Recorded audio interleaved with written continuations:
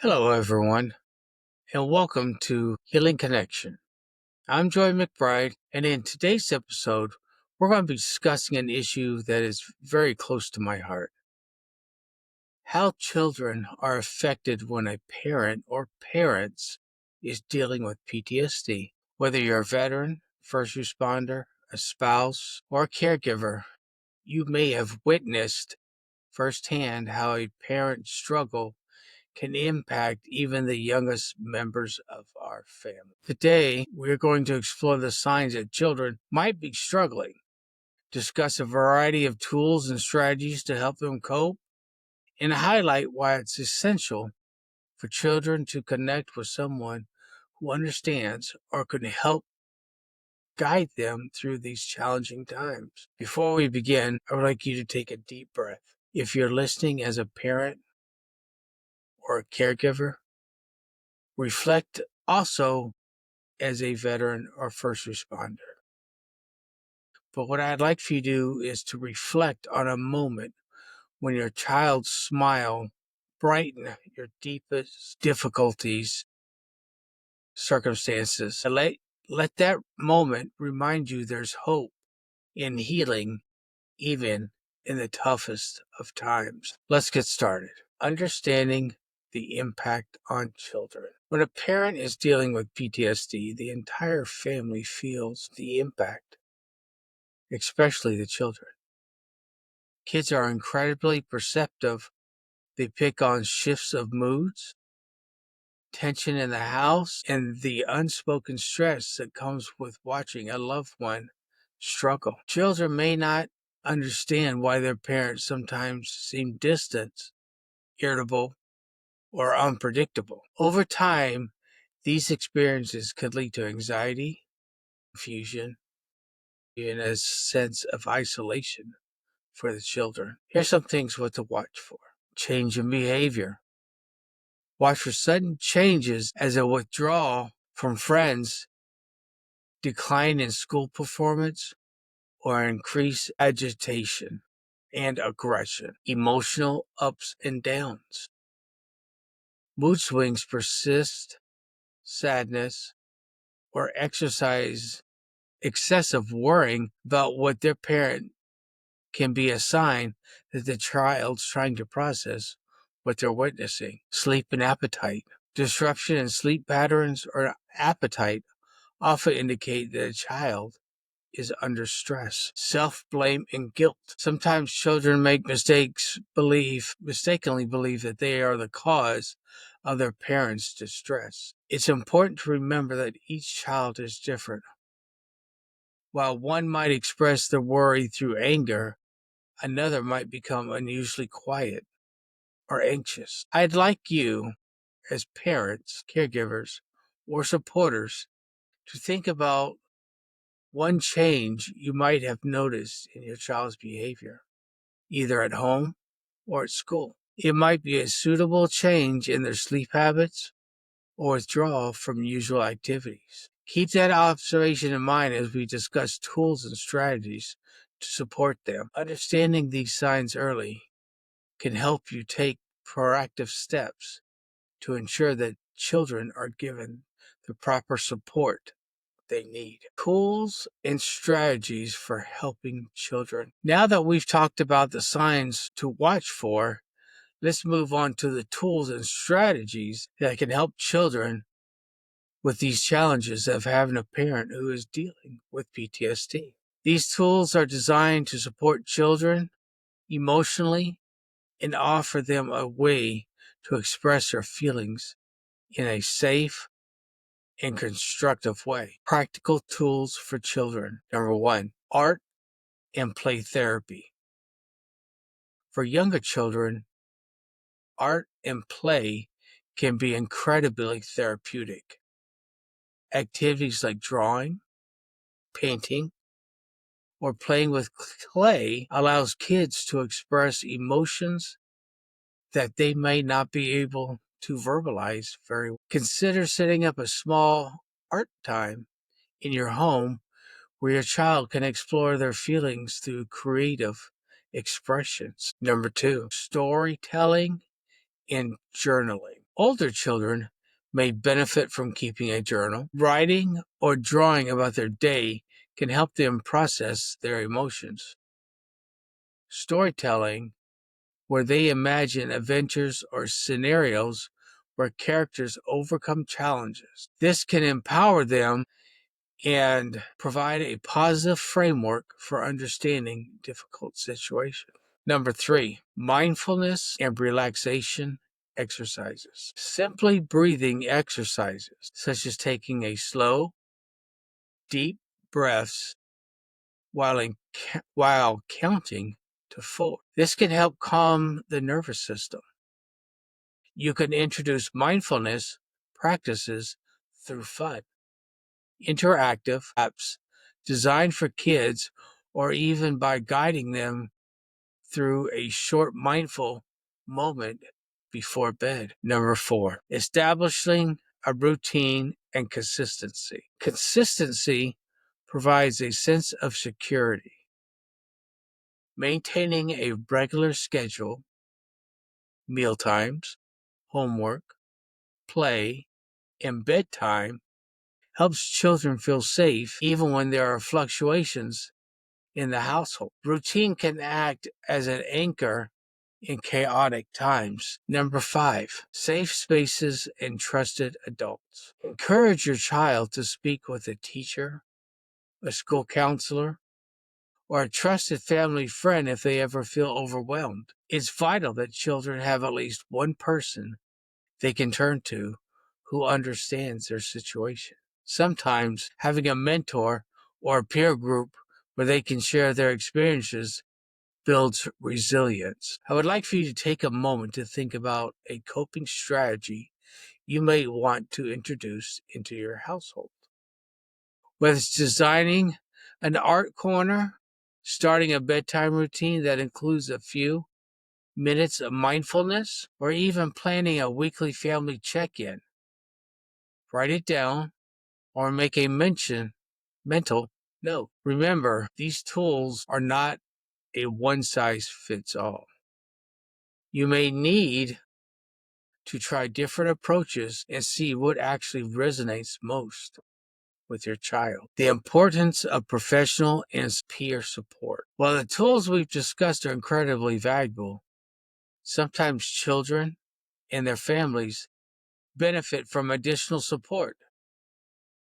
Professional counselors, therapists, and support groups can offer guidance that is tailored to the unique challenges of living with a parent that has PTSD. Why it's important? Validation and understanding. Children need to know that their feelings are valid. Sometimes talking to someone who is trained to help can provide a safe outlet for their concerns. Peer support groups. Looking for groups specifically designed for children in military or first responder families. These groups allow children to meet peers who understand what they're going through.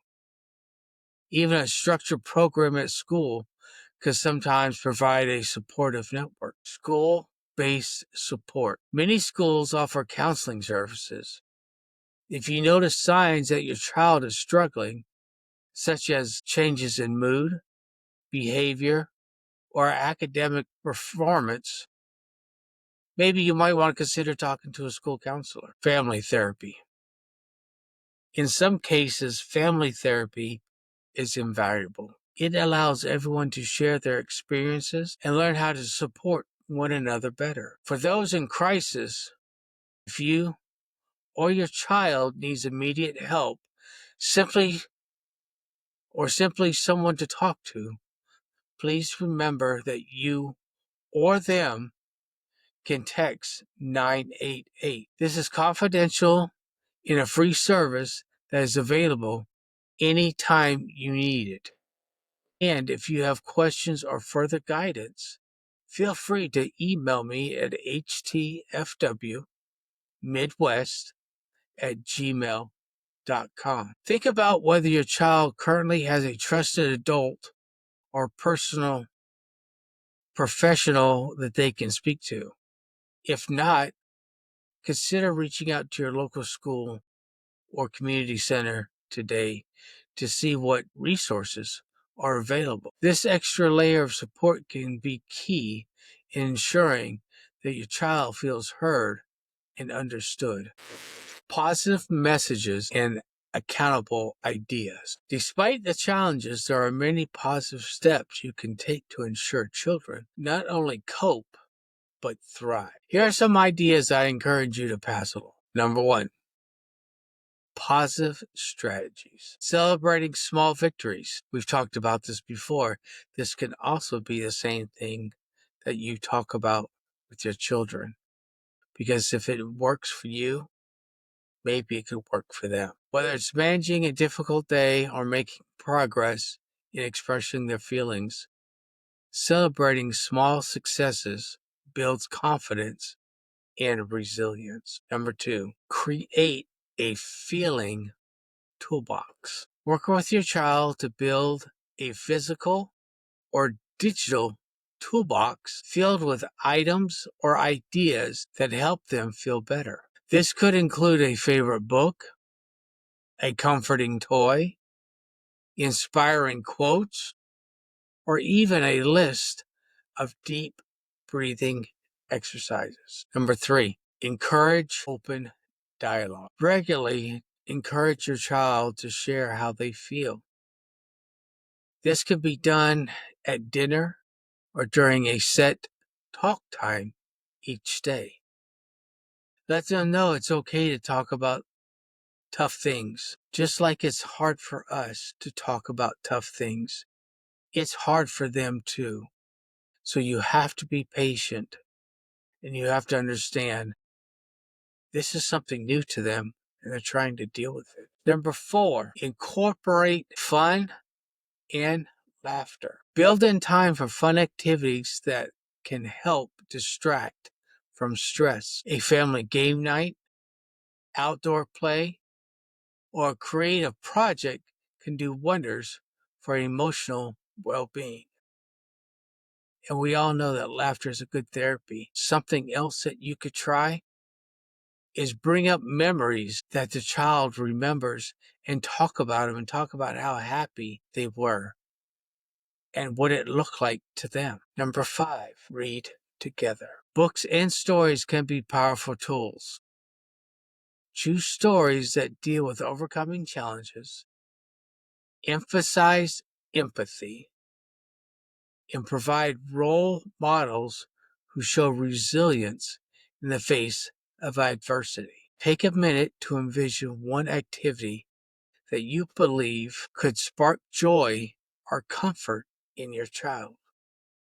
Whether it's an art project, a special reading time, or a mini mindfulness session. Think about how you might integrate that into your weekly routine. Every small positive action can help reshape their experience, making their environment more nurturing and supportive. Here are some key takeaways and getting close to a final reminder. As we begin to close today's episode, here are some key takeaways to help you support your children and families affected by PTSD. Watch for behavioral changes. Keep an eye on signs such as withdrawal, mood swings, or changes in sleep and appetite. Utilize a range of tools, from creative expressions through art and storytelling to mindfulness exercises and structured routines.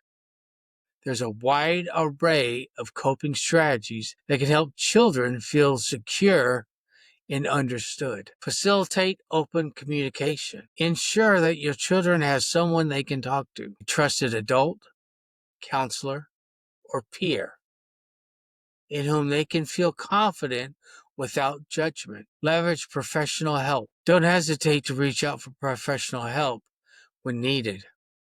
Local school counselors, community support groups, or family therapists can provide guidance and stability. Remember in crisis, in moments when things feel overwhelming, remembering that you can always text 888-988 for free, confidential support, and reach out to me via email at htfwmidwest@gmail.com. There's something else I want to touch on. We, as veterans and first responders and probably caregivers, we hesitate to lean towards professional help.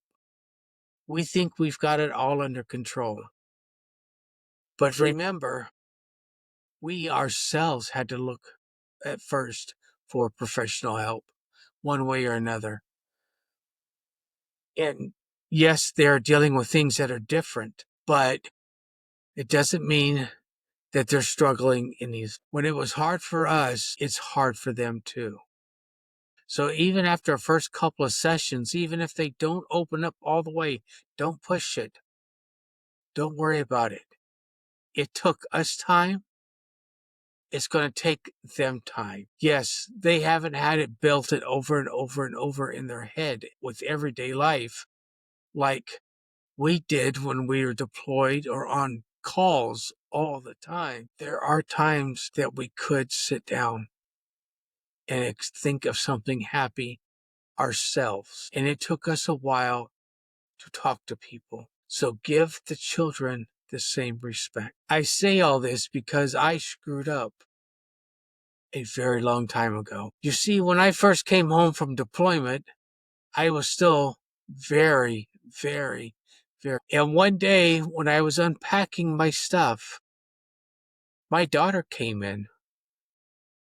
She was about 7 or 8 and asked me what it was like. And I told her. And she asked me if I killed people. And I told her, yes, I took care of the monsters that will no longer come to your home. But then she found my souvenirs. She asked me what that was. And luckily, I told her exactly how it was, not knowing you're not supposed to do that. You need to talk to somebody first before talking to your children. You see, when you give them raw, unfiltered talks, that really does take and resonate with them big time. I end up giving my oldest daughter secondary PTSD on top of the trauma and PTSD from her personal life that she was struggling with. This did not help one bit, and I didn't find out till years later just how bad I had done this. Now, my youngest daughter, she got half of it. She saw what happens to dad when he goes into a flashback or a nightmare or anxiety. She's even seen some depression from me. And she's tried talking to me because she knows that she's one of my anchors because I've told her that her mom, her, and Brave are my anchors when I am not in the present. Yes, again, I told her some very raw things I didn't learn from the first time. And I gave my youngest daughter, I believe I also gave her secondary PTSD. My wife, Carrie, that has had to help me go through all this hardship, all this sorrow, all this pain. I gave her secondary PTSD. So am I angry? Yes, but I'm angry with myself because I didn't listen. I didn't do what people told me to do. I just did what a normal military guy may do when he comes back out of the field, when he's talking with his buddies about what happened, what took place, what they did, what they saw. And not always can it be like that. You have to take it slow. You have to, I would suggest going to counseling. Definitely go to therapy, counseling. If you're having a hard time doing it, try going through Wounded Warrior Project. They have a program set up specifically for that. I say use it. Take full advantage. If you don't know how, email me. I'll get you that information. I will get you connected. But yes, please talk with a therapist, a family therapist, and a personal therapist, because it is a struggle. It is a battle, not just within our own demons, but sometimes the demons we project onto others is hard. It's not intentional, but it is hard. We have to be careful. So I thank you for letting me share that. I also want to say thank you for joining me on this episode of Healing Connection, where we explored the challenges and opportunities faced by children living with parents who have PTSD. I hope you take away the practical tools and ideas that can make a real difference in your child's support. Remember, supporting children through these challenges is vital to nurturing silence and resilience and hope. Whether you're a parent, caregiver, educator, or community member, your actions can create a stable and loving environment for these young ones. And again, if you or them are ever feeling overwhelmed and just need someone to talk to at that moment that is outside of the square, please remember to text 988. It's free, it's a confidential service, and it's available anytime you need it. And if you have any thoughts or needs for further assistance, like I said, you can email me at htfwmidwest@gmail.com. I am Joey, and I will always have your six. Until next time, stay connected, take care of yourself and your children throughout your life, and know that every small step counts in building a brighter future. Thank you. Signing off till next time. Goodbye.